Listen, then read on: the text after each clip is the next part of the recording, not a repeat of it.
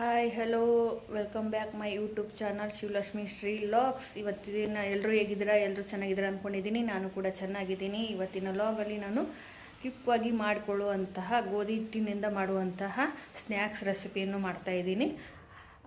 ಇಷ್ಟ ಆದರೆ ಲೈಕ್ ಮಾಡಿರಿ, ಶೇರ್ ಮಾಡಿರಿ. ಹಾಗೆ ಈ ವಿಡಿಯೋಗೆ ಒಂದು ಲೈಕ್ ಕೊಡೋದನ್ನು ಮರಿಬೇಡಿ. ನನ್ನ ಚಾನಲನ್ನು ಸಬ್ಸ್ಕ್ರೈಬ್ ಮಾಡಿಕೊಂಡು ಈ ವಿಡಿಯೋನ ಕೊನೆವರೆಗೂ ನೋಡಿ ಅಂತ ಹೇಳ್ತಾ ಬನ್ನಿ, ನಾನು ಗೋಧಿ ಹಿಟ್ಟಿನಿಂದ ಮಾಡುವಂಥ ರೆಸಿಪಿಗೆ ಯಾವೆಲ್ಲ ಐಟಮ್ಸ್ ಹಾಕಿ ಮಾಡ್ತೀನಿ ಅನ್ನೋದು ತೋರಿಸ್ತಾ ಹೋಗ್ತೀನಿ.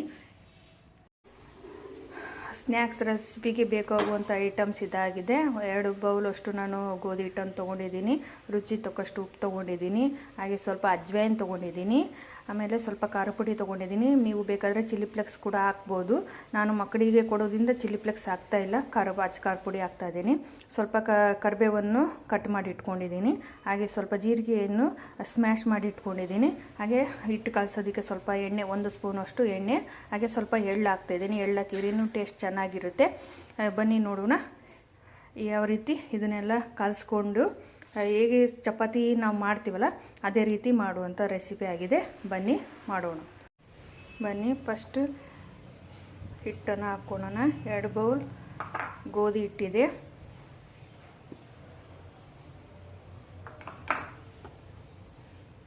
ಗೋಧಿ ಹಿಟ್ಟಿದೆ, ಸ್ವಲ್ಪ ಅಜ್ವೈನ್, ಸ್ವಲ್ಪ ಖಾರ ಪುಡಿ,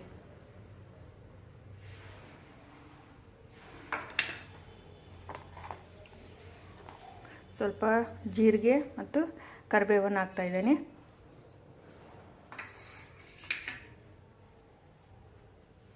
ಹಾಗೆ ಸ್ವಲ್ಪ ಎಳ್ಳು ಕೂಡ ಆ್ಯಡ್ ಮಾಡ್ತಾ ಇದ್ದೇನೆ. ಹಾಗೆ ಕಾಸೋದಕ್ಕೆ ಸ್ವಲ್ಪ ಎಣ್ಣೆ,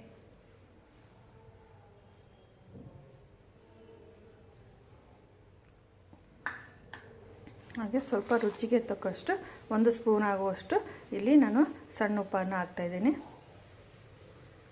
ನೋಡಿಕೊಂಡು ಹಾಕಿ, ನಿಮಗೆ ರುಚಿ ತಕ್ಕಷ್ಟು ಎಷ್ಟು ಬೇಕೋ ಅಷ್ಟು ನೋಡಿಕೊಂಡು ಆ್ಯಡ್ ಮಾಡಿ. ಈಗ ಇದನ್ನು ಚಪಾತಿ ಹಿಟ್ಟಿನ ಅದಕ್ಕೆ ಕಾಲ್ಸ್ಕೊಳ್ಳೋಣ. ಈಗ ಸ್ವಲ್ಪ ನೀರನ್ನು ಹಾಕಿ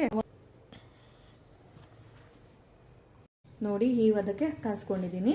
ಇದು ಪೂರ್ತಿ ಗಟ್ಟಿಯಲ್ಲ, ಇತ್ಲಾಗೆ ಫುಲ್ ತೆಳ್ಳಗೂ ಅಲ್ಲ, ಈ ರೀತಿ ಕಾಸ್ಕೊಂಡಿದ್ದೀನಿ ಹಿಟ್ಟನ್ನು.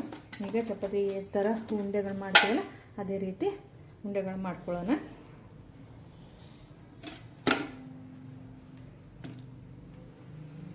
ಇಲ್ಲಿ 4 ಉಂಡೆಗಳಾಗಿದ್ದಾವೆ. 2 ಬೌಲು ಗೋಧಿ ಹಿಟ್ಟಿನಿಂದ 4 ಉಂಡೆಗಳಾಗಿದ್ದಾವೆ. ಈಗ ಒಂದೊಂದೇ ಉಂಡೆ ತಗೊಂಡು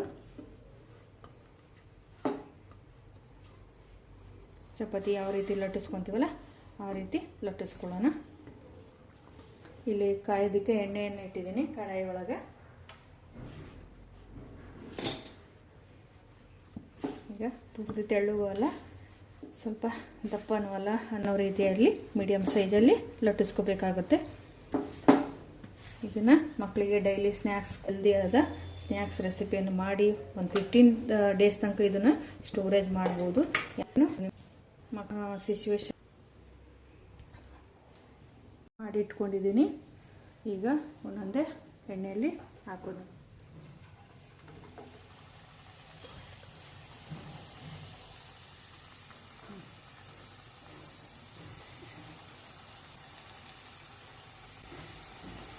ಕೈ ಆಡಿಸ್ತಾ ಇರಬೇಕು, ಯಾಕಂದರೆ ಪೂರ್ತಿ ಬ್ರೌನ್ ಆಗಿಬಿಡುತ್ತೆ. ನೋಡಿ, ಇದಾಗಿತ್ತು ಇವತ್ತಿನ ಕ್ವಿಕ್ ಗೋಧಿ ಹಿಟ್ಟಿನ ಸ್ನ್ಯಾಕ್ಸ್ ರೆಸಿಪಿ. ನೋಡಿ, ನೋಡೋದಕ್ಕೆ ಎಷ್ಟು ಚೆನ್ನಾಗಿ ಕಾಣಿಸ್ತಾ ಇದೆ ಅಂತ. ಈ ಥರ ಬಂದಿದೆ ನನ್ನ ರೆಸಿಪಿ. ಸಾಸ್ ಜೊತೆಗೆ ತಿಂದರೆ ಇನ್ನೂ ಚೆನ್ನಾಗಿರುತ್ತೆ. ಮಕ್ಕಳಿಗೂ ಸಹ ಸಾಸ್ ಜೊತೆ ಕೊಟ್ಟರೆ ಇನ್ನೂ ಅವರು ಕುರ್ಕುರಿನೂ ಬೇಡುವುದಿಲ್ಲ, ಚಿಪ್ಸು ಸಹ ಕೇಳುವುದಿಲ್ಲ. ಇದಾಗಿತ್ತು ಇವತ್ತಿನ ಸ್ನ್ಯಾಕ್ಸ್ ರೆಸಿಪಿ. ಇಷ್ಟ ಆದರೆ ಲೈಕ್ ಮಾಡಿರಿ, ಶೇರ್ ಮಾಡಿರಿ. ಹಾಗೆ ನಿಮ್ಮ ಮನೆಯಲ್ಲಿ ಕೂಡ ಸಹ ಮಾಡಿಕೊಂಡು ಟೇಸ್ಟ್ ಹೇಗೆ ಬಂತು ಅಂತ ಸಹ ಕಮೆಂಟ್ ಮೂಲಕ ತಿಳಿಸಿಕೊಡಿ. ನಮ್ಮ ಚಾನಲ್ ಬಂದುಬಿಟ್ಟು ಶಿವಲಕ್ಷ್ಮಿ ಶ್ರೀ ಲಾಗ್. ಬೇಗ ಸಬ್ಸ್ಕ್ರೈಬ್ ಮಾಡ್ಕೊಂಡು ವಿಡಿಯೋನ ಕೊನೆವರೆಗೂ ನೋಡಿ ಅಂತ ಹೇಳ್ತಾ ಇವತ್ತಿನ ಒಂದು ಕ್ವಿಕ್ ಲಾಗನ್ನು, ಅಂದರೆ ಕ್ವಿಕ್ ರೆಸಿಪಿಯೊಂದಿಗೆ ನನ್ನ ಲಾಗನ್ನು ಎಂಡ್ ಮಾಡ್ತಾ ಇದ್ದೀನಿ. ಕೊನೆವರೆಗೂ ನೋಡಿ, ಹಾಗೆ ನಮ್ಮ ಚಾನಲ್ಗೆ ಒಂದು ಸಪೋರ್ಟ್ ಕೊಡಿ ಅಂತ ಹೇಳ್ತಾ ನನ್ನ ವಿಡಿಯೋ ನೋಡಿದ ಎಲ್ಲರಿಗೂ ಧನ್ಯವಾದಗಳನ್ನು ತಿಳಿಸ್ತಾ ಇವತ್ತಿನ ಲಾಗನ್ನು ಎಂಡ್ ಮಾಡ್ತಾ ಇದ್ದೀನಿ. ನಮಸ್ತೆ. ನೋಡಿ ಹೇಗೆ ಕಾಣಿಸ್ತಾ ಇದೆ ನನ್ನ ಸ್ನ್ಯಾಕ್ಸ್ ರೆಸಿಪಿ. ಸಾಸ್ ಜೊತೆಗೆ ತಿನ್ನೋದಕ್ಕೆ ರೆಡಿಯಾಗಿದೆ. ನೀವು ಕೂಡ ಮನೆಯಲ್ಲಿ ಮಾಡಿಕೊಂಡು ತಿಂದು ಟೇಸ್ಟ್ ಹೇಗಿದೆ ಅಂತ ಕಮೆಂಟ್ ಮೂಲಕ ತಿಳಿಸಿ. ನೋಡಿ ಎಷ್ಟು ಕಲರ್ಫುಲ್ಲಾಗಿ ಕಾಣಿಸ್ತಾ ಇದೆ ನಮ್ಮ ಒಂದು ಸ್ನ್ಯಾಕ್ಸ್ ರೆಸಿಪಿ. ಈವ್ನಿಂಗ್ ಸ್ನ್ಯಾಕ್ಸ್ ಮಕ್ಕಳಿಗೆ ತುಂಬ ಇಷ್ಟ ಆಗುವಂಥ ರೆಸಿಪಿ. ನನ್ನ ಮಗಳಿಗಂತೂ ತುಂಬ ಇಷ್ಟ ಆಗುತ್ತೆ ಇದು. ಇವತ್ತಿನ ರೆಸಿಪಿ ಇದಾಗಿತ್ತು.